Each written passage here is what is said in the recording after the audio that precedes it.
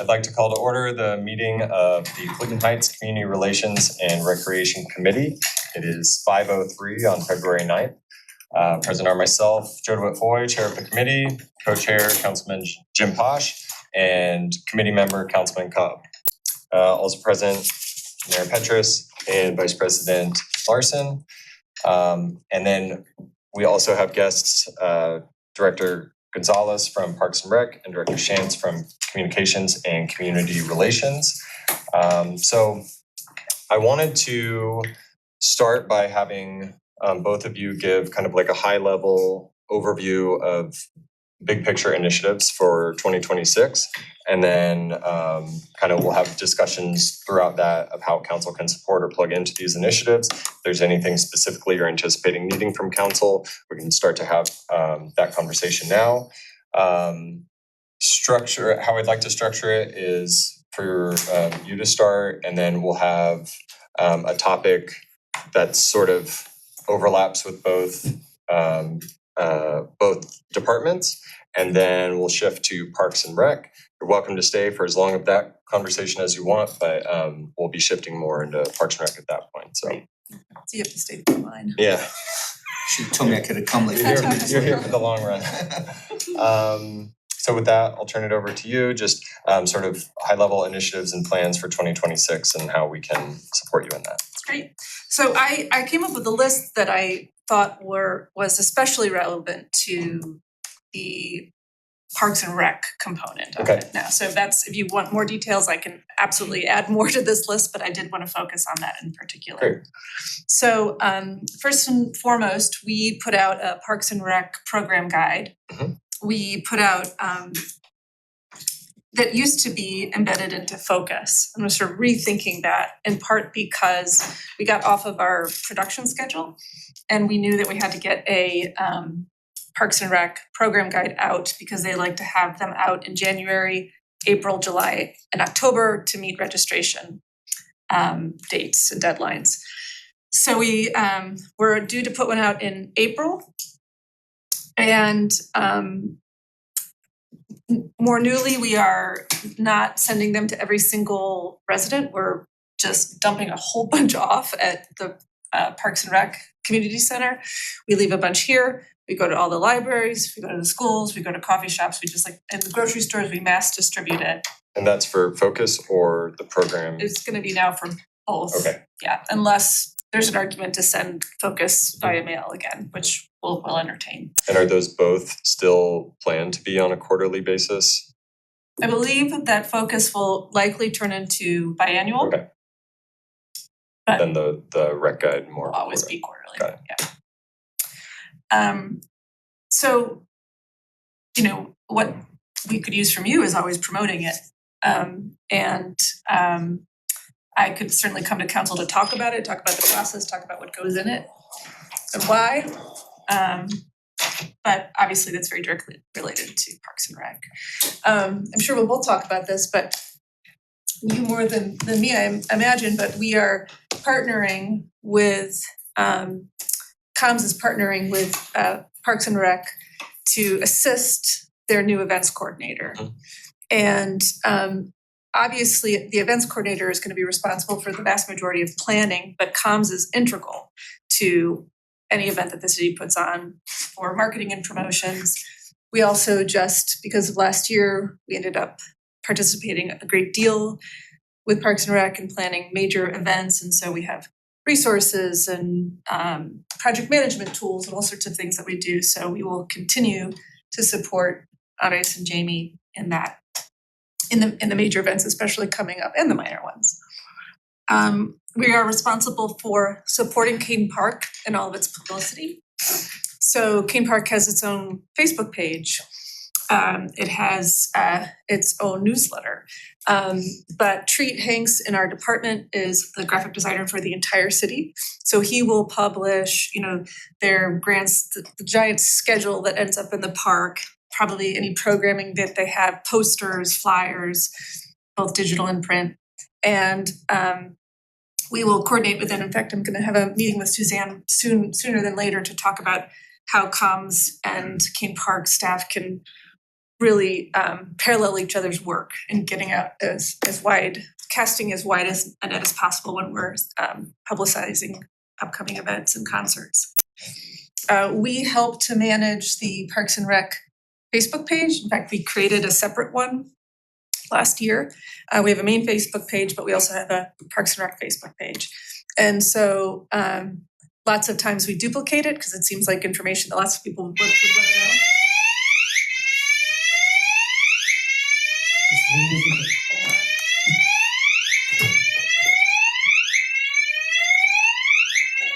No. It's more than 60 minutes. Oh, is that a thing? That's a thing. I'm gonna check with take Fire. a pause maybe.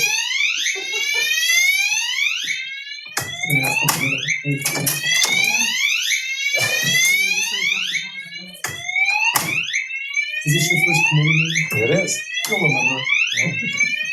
Something funny happened.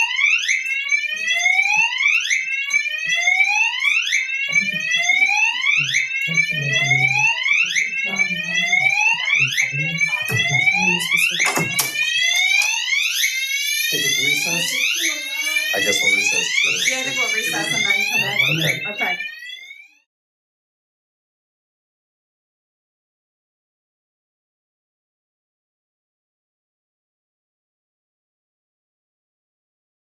Okay, we're back from recess. We'll continue the Community Relations and Recreation Committee meeting as best we can. So we were just talking through some of the events and other plans for the year.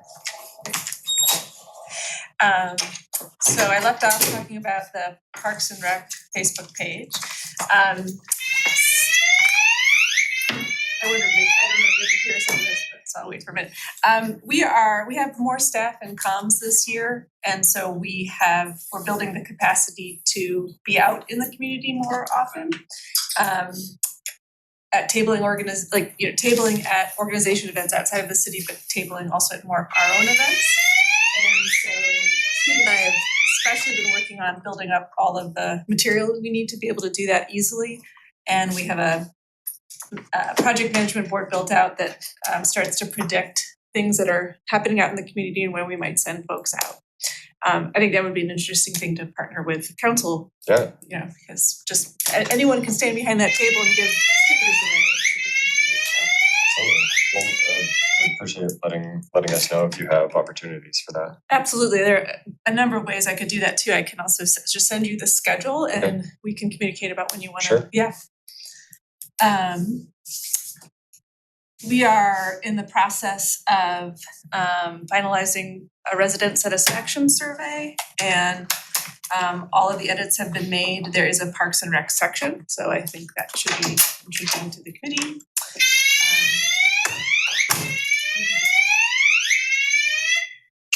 We are building out a bunch of how-to videos to help people. Sorry, timeline on, do you know for? I'm survey? actually just waiting from Ryan at ETC to say I got the edits and it's good. Okay, We have a series of how-to videos we're building out. Ultimately, we want to have how-to videos for every department. that's great. And so I know that there are often times when people go to the front desk at the community center and have questions, and I think there's lots of opportunity for us to, like, how do you get a pass? How do you get a pass? So we'll be working on that. Right now, we're working our way through snow and potholes. 'Tis the season. I've seen the snow video, it's great, nice work, Yeah, Miles, our kind of production guy, Yeah. did that. He did a really good job. great.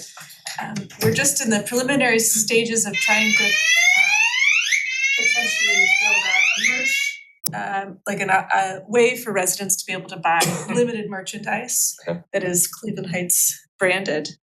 And I will probably be bringing legislation to council in the next month or so that allows us to enter into agreement with a third-party vendor. And then last but certainly not least is like the big undertaking this year in comms is updating the website and making it way more navigable. We have a free update from Civic Plus which might allow us, I believe, to update our other sort of link sites. One of them is Parks and Rec. Another one is Fire. I'm not sure if they are gonna need it, but anyway, we're gonna kind of one by one go through them and they're gonna get an aesthetic update, they're gonna get UX. We're gonna do a lot of culling of information. So that's gonna be huge, but it will impact every department. And then I wanted to have a conversation that'll sort of between the two, but about events. So both the, Yeah, can I ask a question? I mean, before the fire alarm, you were talking about the Focus magazine and going more digital, more local, and eliminating the mail option. So would there be an opt-in mail option? Yes, we automatically mail it to everybody on the homestead list. So anybody who's opted in to have all correspondences mailed to them through the Okay. city. So that's about 800 people. That's a lot of people. It's a lot of people. So we do that, so we will continue to publicize that list exists and people, I mean, it's mostly people who are elderly and disabled. Sure. So I'm not sure what the requirements are, but I think another opt-in list for, for the general public is something we could entertain. We used to print 20,000 magazines and mail them to everybody, to 20,000 households. So 800 seems like small potatoes, Sure. I mean, we could certainly tack on more and it wouldn't be nearly the expense that we were managing last year. Well, I mean, does it make sense to maybe send a postcard? I mean, so people understand that, hey, we're not gonna mail these anymore. And, or maybe the last issue, this is the last issue, to get it, you need to go on the city website. Mm-hmm. I mean, just so people really have a real clear understanding of what the options are. Yeah, what to expect, yeah. Okay. Alright, so wanted to shift to a discussion about events, both major planned city-led events, and then in years past, council has received requests from various community members to co-sponsor with either a monetary sponsorship or some support. So wanted to talk through that process. Council is starting a conversation about trying to streamline these requests and rationalize with some eligibility criteria to try to clarify events that we would like to sponsor, both to clarify for community groups and council what to expect. So let's start with the city-led event. So my understanding, the big ones that we have planned for this year are Black History Month, Pride, Juneteenth, and then a Fall Fest. And then Black History Month. So we have, we have Black History Month, kind of started in chronological order, I guess, throughout the year. Black History Month is gonna be going on in February. In March, we'll have our spring egg hunt okay. that we do every year for the entire community. Kind of going on. As summer hits, we have a lot of cool things planned for the community, like movie nights, pool nights, different things like that. And then we start to hit some of our bigger events, which Juneteenth, and then Pride event. So those will take place in June. That'll lead to the rest of the year of other things mixed in, but then we'll start to hit our Fall Fest that we kind of developed last year that we'll build off of this year. And then some type of winter, we're looking at some type of winter event, Winter Fest, or however we can pull that together. It's still in the plans and whatnot. So with all kinds of little other things sprinkled in. And then the Happy Heights run is another one that in years past we have sponsored it, but it seems like we have over time become more involved. So are we looking to do that differently this year? How are we approaching? Yeah, I think that one, that one's more of a city sponsored event than anything. Sure. The run itself kind of takes care of itself. It kind of moves forward, but there's always been this question about the after run. They started this come for the run, stay for the fun type deal. So we're trying to develop on what that's going to look like moving forward, and I think it makes the most sense for us, because we were always involved, Mhm. but then council always approved monies to be basically reimbursed. So somebody spends money, then we reimburse them, but we were always involved in kind of the planning process. So in that case, it just makes more sense for the city to kind of take over the event altogether. And instead of paying out money for reimbursements, we just kind of organize the event, pay for things and call it a day. So that event's more of a city sponsored one than outside sponsored. Okay, so we can think of that one as one of the ones. Yeah. Okay. But, so we contribute, I'm pulling a number out, I think, or five, 5,000 for that event, up to 5,000. up to 5,000? Mhm. And then we get some proceeds that feed the scholarship fund, That's correct. which is another 5,000, which is 5,000. So we basically, it's a wash, is that sort of how? No. So we benefit from that. So the race ends up netting at the end of the day, gives us a check for usually about $20,000 to $23,000 ish. That's how much money that they're up to, because they get over 600 runners nowadays. So we end up getting about $20,000 to $23,000 check cut from Run the Land, which is the run company, and that directly goes to our scholarship fund. We pay out about $5,000. It's usually less than that, but the council usually approves up to $5,000 to be spent for the after party that goes with the entire run itself. Okay, So yeah, we end up getting about 23,000, but we spend as a city maybe 4,000 to 5,000, if that. Mr. Chairman? So who distributes the scholarship money? The community center. Okay. That's another topic we need to Yes. clarify. Yeah. That. Currently and we'll get into all this, but just give you a brief, it's a city fund. It's the youth scholarship fund is a city fund, so we allocate and all that good stuff, so. And it sounds like we'll be moving away from a process where council allocates $5,000 for this event, and then there's reimbursements for, whatever the planning committee ended up spending on after party events.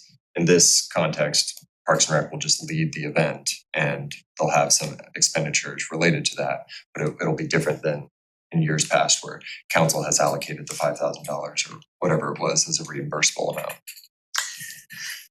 so the people like Adam, who, I don't know if Adam was he was very much a spokesperson for the event, would he still be involved? Oh, Or- absolutely, yeah. And that whole team would be, okay. Yes, sir. We'll still treat it as a committee, but it'll be a sponsored led committee compared to how it used to be in the past, where it's more independent led committee. So for that organization, or for that run itself, it'll be led by the city with help from the community. And that the city's always been involved. I think this is just the last couple of years with, you have been more involved, and I think moving towards a more formalized structure, I think makes a lot of sense, and it'll be helpful, in just getting things reimbursed and being able to book.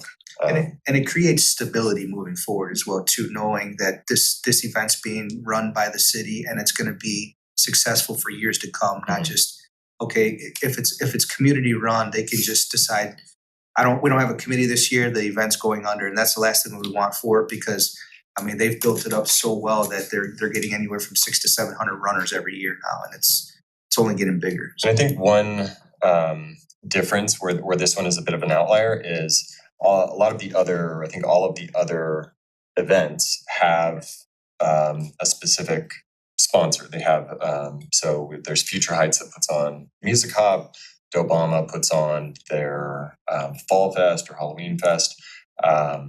This is a group of residents, and there's a group of residents and business owners that organize this, but there's not a legal entity to, pay out for the expenditure. So I think this will be very helpful, and it'll be cleaner.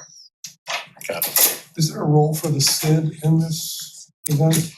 They've been involved in marketing in years past. The SID, specifically the SID president, usually is part of the committee and kind of works on organizing the entire, because especially like the after run, we try to get as much involvement from all of the you know, the vendors that are there, the restaurants or the bars or the vendors.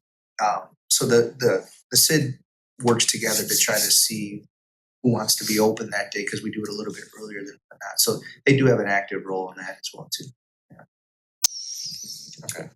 Any other thoughts on community events? And then, so council is in the beginning of a process to, streamline sort of our request process or try to clarify that. We'll be doing more work on our end and, we can share that with you, but any initial thoughts on, your experience working with some of those events that we have co-sponsored? What types of things we should seek to include in that process? Coming from my aspect of things, the events pretty much that we've just donated money to, we haven't had, coming from Parks and Rec, especially events, we really haven't had much of a hand in, so I can't speak a ton on that. There was a couple events that they did ask us to like man a couple booths and to represent the city, and we did do that, but other than that, we really didn't have much interaction with a lot of those events and whatnot, so I don't know if you could speak on it more from coming from comms or not, but. And if nothing initially, just know that we're gonna be working through that process. So if there are things that you want included in that, in terms of like breadth of, information or, community reach or whatever that is, just let myself, Jessica's also gonna be working on that, or Councilwoman Cohen is gonna be working on that. So just let us know and we'll include it in that, and then we'll share that with you as a draft. I would just wanna emphasize the fact that often other departments get pulled into events, and their time and resources are not accounted for in the funding we offer. And last year especially, we had, 2 events 2 weeks apart that were huge. And so we had to ask for both police and public works to be involved, and all that overtime comes out of their budget. And so I think we really have to be thoughtful about that in terms of what we promise and consider some of the ways in which we support events as in-kind donations. Yeah, absolutely. I think that makes a lot of sense. And I was just gonna add, we have been and we will continue to be in conversations with some of these individual organizations such as Dobama, to see how we can collaborate instead of them doing their thing, us doing our thing, and then sometimes we end up duplicating events. So we're continuing to have conversations with these individual groups so that we aren't duplicating things, but we're actually working together to make things happen and whatnot too. Okay.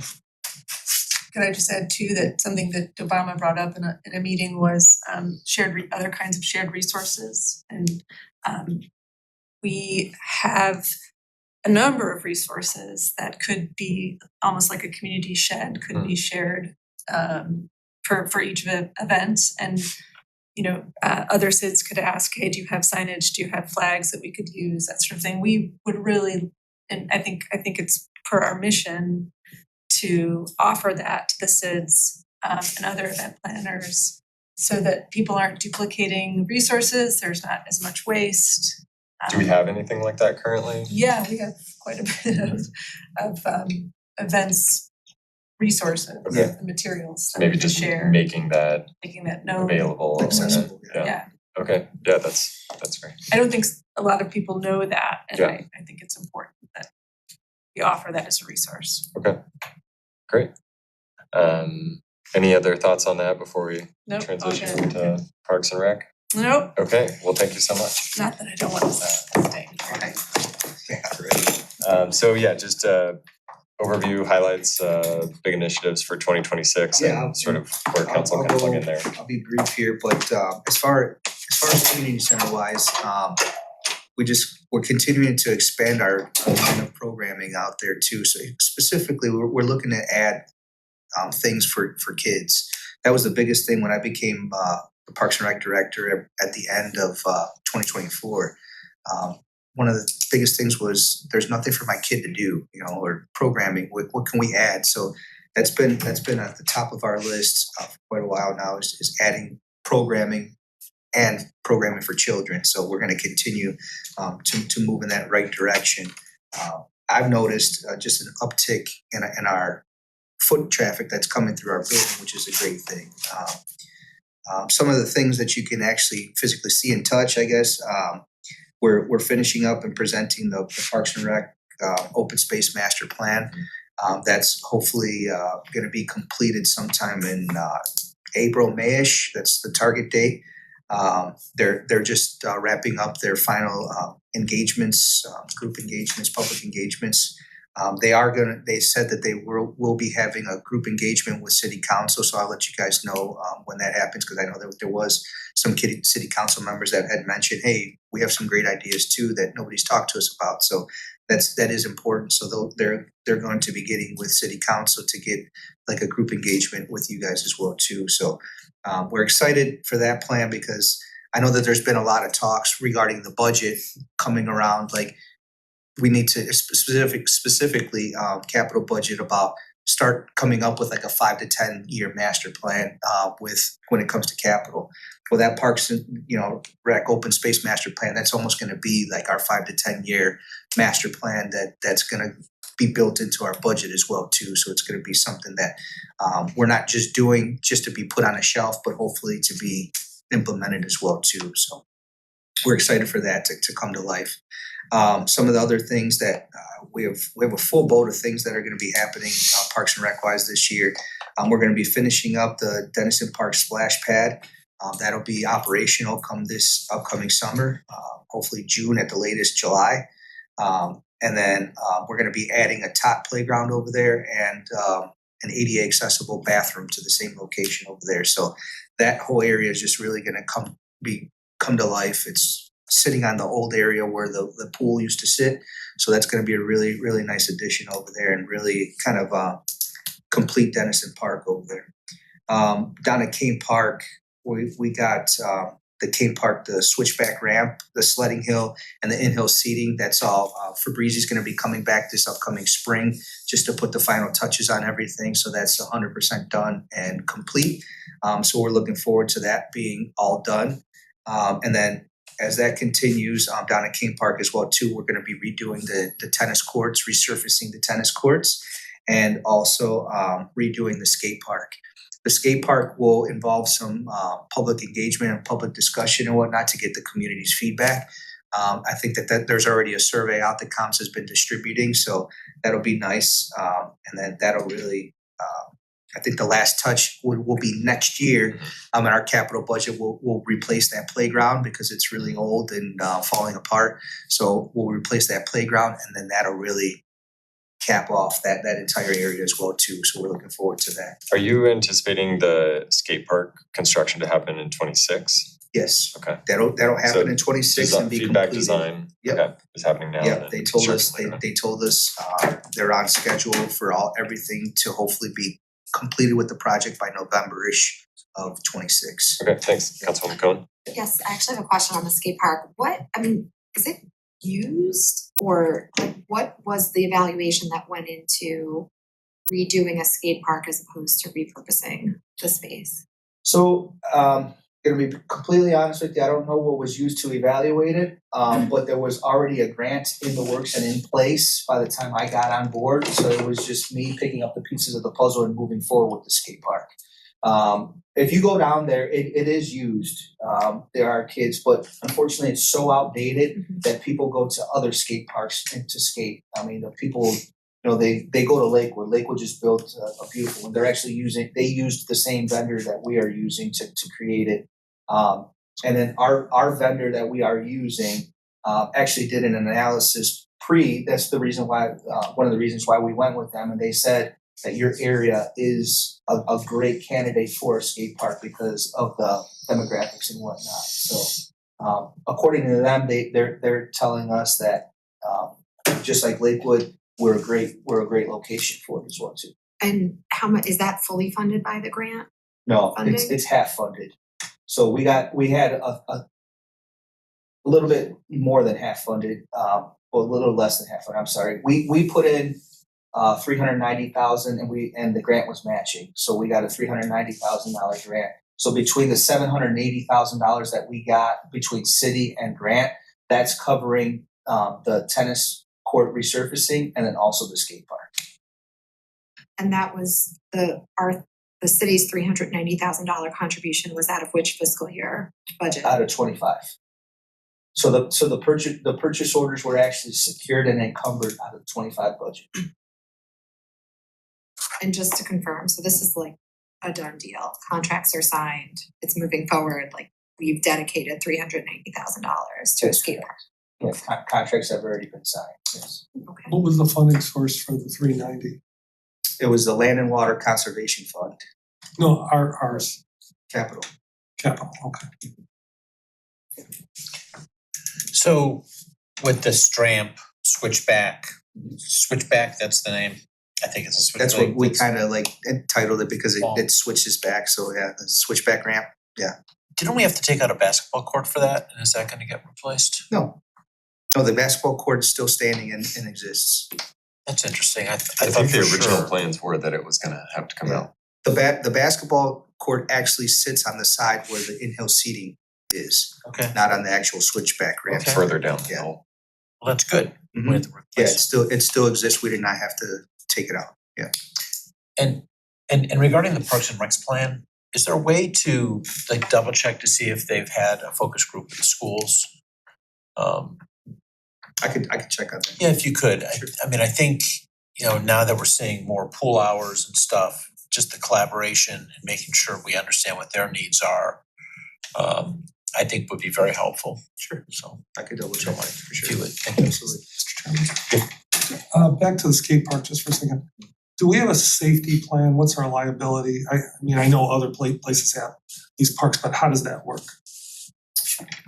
Well, it's just like anything else, it's in our park, so I mean, all of our parks are covered under the city liability insurance and whatnot. We have to specifically designate what parks there are and what is in our parks when we go year to year to apply for our insurance plans and whatnot. Specifically about the skate park, is there something posted? Here are the rules. You gotta wear a There will helmet. be. I don't know what. Yeah. There'll be wayfinding. So wayfinding is included in the plan as well too. So they don't just construct something. There'll be fencing. So that they install fencing and then they also install like safety signs or liability signs and all that good stuff as well too. Rules and regulations. But there's no like supervisor there. No, there's no set like designated supervisor. It's a skate at your own risk type. Good there? Yeah. Moving on, inside of our community center, a couple things that are happening this year that council has funded. Our entire gym is gonna get a brand new facelift and what I mean by that is we're going to be resanding down the floors because we haven't done that since the building was built. So we're gonna be resanding and restaining our gym floors. So they're gonna get a nice refinish. We're gonna be adding new bleachers, which just came through city council. And then we're gonna be putting in some new scoreboards and painting the entire facility, the entire gym as well too. So the entire gym is basically getting a facelift. And then this year also, that was also approved by city council, was adding new equipment to our fitness center as well too. So we're gonna be adding new fitness equipment. My goal for the community center, basically, it's 24, 25 years old now. So my goal, so it doesn't get in disarray, is to kind of focus on one area every single year. That's kind of my goal, is to just let's knock out one area, let's make it look really, really nice, and then next year for our capital, let's move on to the next one. So, after 5-7 years, we have almost like a brand new rec center that we can really, really be proud of. So that's my ultimate goal. So for this year, we're starting with the main gym and moving on from there. So And then the last but not least that I have to report, obviously we have a lot of good things, but just the last that I have to report is Forest Hill Park is getting a nice facelift regarding the baseball fields over there. We're getting brand new asphalt pathways. If you guys haven't walked over there, it's a danger and a safety hazard. You trip and you fall because there's cracks and holes and all over the place. So we're getting brand new asphalt pathways over there. That's actually we're saving money because we're actually teaming up with Public Works, and we're going to include that in the roads program that they have. So we're going to use one vendor for the entire thing, and at the end of the day, we end up saving money. It comes out of our budget, but we're using that program to save money at the end of the day. We're going to do some dugout improvements over there, some new score boxes, some batting cage and bullpen improvements, and new scoreboards over there too. So a lot of exciting things happening in Parks and Rec, and there's a lot of other things, but that's the main things that you can see and touch, I guess you could say. Okay. Yeah. Is there an update on Cumberland Pool? What is the condition gonna be for the season? It'll be 100% operational as is for this season. We've been having a lot of conversations, myself and the mayor and a couple other people, on what the future of Cumberland Pool is gonna look like. So we'll continue to have those conversations as this year goes on. Hopefully we'll have our vision and our plan in place here very, very soon, because there's a lot of funding that's gonna be coming up that we're gonna have to look into. But that's the ultimate plan, is to continue to evaluate it and look at it, and then hopefully come up with a nice plan to present to the residents and do some open engagement dialogue and stuff like that. But as of this year itself, the pool will be as is, as existing, until we can come up with a plan for the future. And just for our understanding timeline wise, if our goal ultimately out of the planning would be to have a brand new pool by next summer, 2027, when does that work have to start? Is that, I know it's ambitious, I'm just wanting to know, does that have to start Yeah. the day after Labor Day? So I think an ideal situation and a more realistic situation, honestly, would be that we would get through this year with Cumberland Pool, start the planning process this year, start to secure funding, doing all that good stuff. And then use a good chunk of 2027 as well to also get things finalized in place, so that way when the 2027 season is finished, we have a shovel in the ground immediately once that season's over. So basically, we would go through the 2026 season, the 2027 season as is, but then the day that it's over to 2027 season, we would have a shovel in the ground. I think that's a realistic timeline if you look at it. We're too far into the game right now to have something done for next year, but I think that would be the ideal goal. So, Mary, you can expand that. We have had 2 meetings with our state rep, Juanita Brent. Also had a conversation with our state senator, Kent Smith. We're actively working with Millennium Strategies, who is our grant writing partner. And we are also having conversations with potential lobbyists. So City Council funded a lobbyist for this year, so we are actively working on that. Our new finance director started today. He has actually built 2 pools over the course of his career. So this is something that we're actively working on according to the timeline that the director just shared. Yeah, I appreciate that. I just think it's important to level set Absolutely. expectations, especially prior to this season, and then even what's gonna be happening next fall for the following season. So I think that's great. Thank you. Appreciate it. Mr. Chairman. So even the wading pool, the little kiddie pool, it's okay. Yeah, it'll be operational for this season And then, and for next season. okay, I'm glad to hear that. I mean, because I know that was like open, closed. Well, I mean, I can't say that it's going to be not on the same open, close, because we consistently have problems with it, filtration problems, different things like that. So, but we're going to do everything that we can so that it's continuously open and not open, close. It's just it's a 100-year pool, and it's a sensitive subject over there. So we face issues all the time, and we deal with those issues. So I can't promise anything, but Well, I appreciate your candor. Back to the rec center, the all-purpose thing, Phil, and this is for the mayor too. I mean, I know we've talked about big ideas, but are we gonna go back to the residents and talk more? What are we at as far as like Are you talking about the South Rink? the South Rink? Yeah. So that will all be part of the Parks and Rec Open Space Master Plan. They've been doing, part of their public engagement has been engaging the community regarding what they would like to see in that space as well too. So that'll be part of their recommendations coming forward in this Parks and Rec Open Space Master Plan as well too. We'll take what that master plan kind of looks like and their recommendations, and then we'll decide internally kind of what that space looks like. What's the most popular thing that space is used for now? What it sits for right now. Yeah. We do a lot of soccer in there. We do obviously we have roller derby. We're the home to the Cleveland Guardians roller derby team. We do a lot of different things like baseball teams go in there, rent it because it's a hard space and different things like that. So that's a lot of the things that we use. Okay. Yeah. So In roller derby, I mean, I used to see it was on. They just do it on a flat surface, huh? yeah, just a Okay. flat surface, and there's no. They have a track that they tape off, but they don't even need much space inside of that rink. So it's if you look at the entire rink itself, they probably use a real small portion in the actual middle of it itself. So, Yeah. Alright, Chairman? Sure.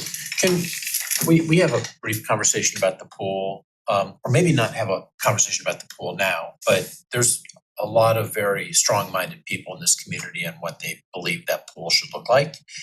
And there's all different types of pools out there. I'd be curious to see what the thought is as far as getting community engagement on really what kind of pool that you're actually looking at replacing it. sure. This is probably not the time.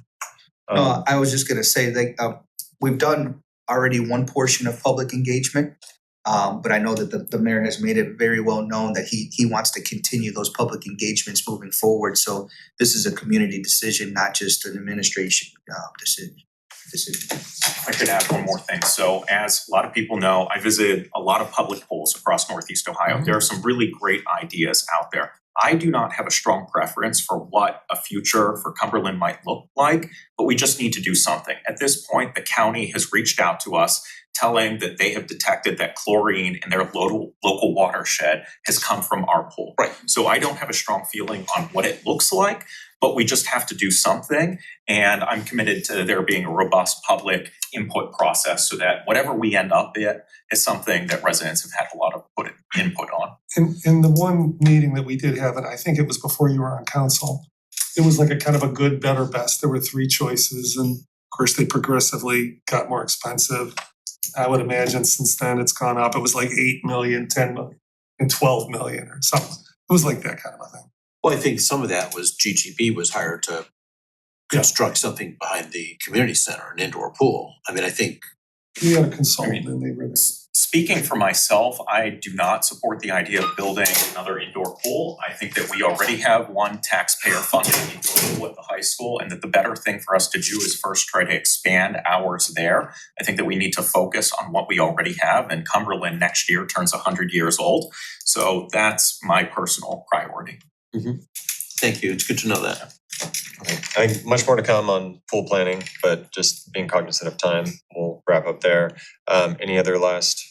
No, that's all Thoughts, I had for you guys. Okay, great. And then in the last couple minutes, just want to touch on two quick topics. The Youth Scholarship Fund. So I know we're still waiting for final opinion on use of that and what it can be used for and what not. But it sounds like at least the current thought that it was limited to only providing scholarships to Cleveland Heights run programming is no longer a limitation, or never was a limitation. So I think we have more to explore with law, and then figuring out what other organizations or recreational opportunities we'd want to support through that. But as we learn more from law, we can work through a process on identifying additional groups. Any thoughts on that? No, I mean, you hit it on the head there. It's like we've talked this every year, the fund just keeps getting bigger and Right. bigger. So we need to find other ways besides giving kids scholarships to play, athletics or not even athletics, whatever it is. We have to find ways to use that money that's gonna benefit the youth. Yeah.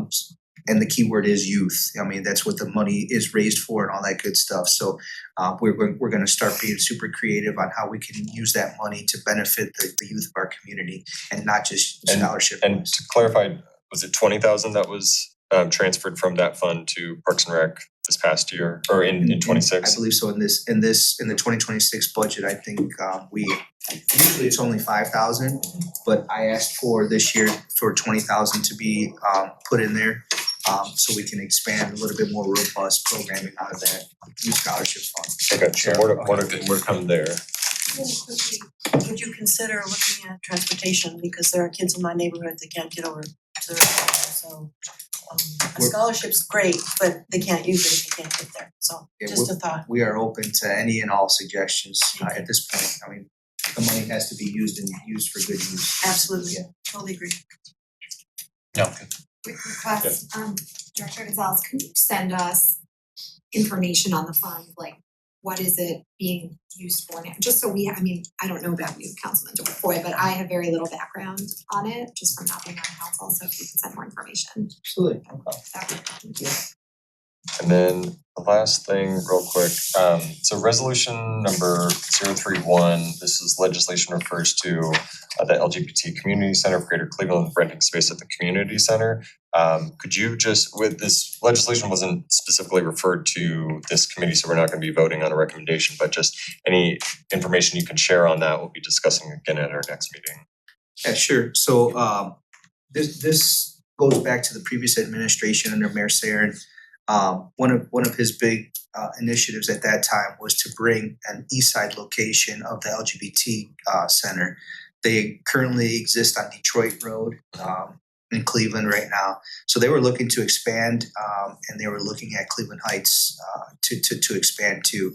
The mayor at that time thought, hey, can we find some space for him at the community center? We had a space upstairs, room 8, that was being just used for storage and whatnot, that we were able to clean out, repaint it, make it look nice and all that good stuff, that we decided that was gonna be their home. Over the past year, this actually started in October of, when I first came on in October of 24, so that's how long these talks have been going on for. Then things had just kind of became like, can we do it or can't we do it? Is a lease in a public space feasible or not feasible? It just kept going back and forth for well over a year and whatnot. So finally came to the point where law basically said, yeah, we can't do it, but it has to go in front of city council. And that's what led us to where we are now, is moving forward with the legislation in order to bring them into our facility and whatnot.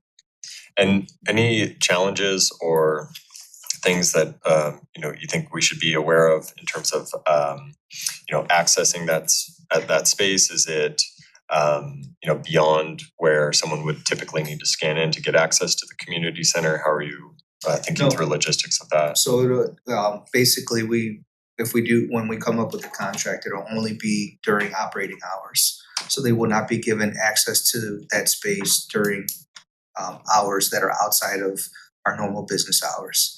So during those times, we always have the building staffed. So I feel safe and secure that our people will be taken care of, because ultimately at the end of the day, it doesn't matter what we bring into the facility. We always want to keep our patrons and our staff safe. Sure. So I do feel comfortable and confident that with us only limiting it to hours of operation that we're open, that will be okay. So. Okay. Any questions? sounds great. Councilman Cobb, any questions? Okay, thank you so much for your time. With that, we will adjourn at 6:02.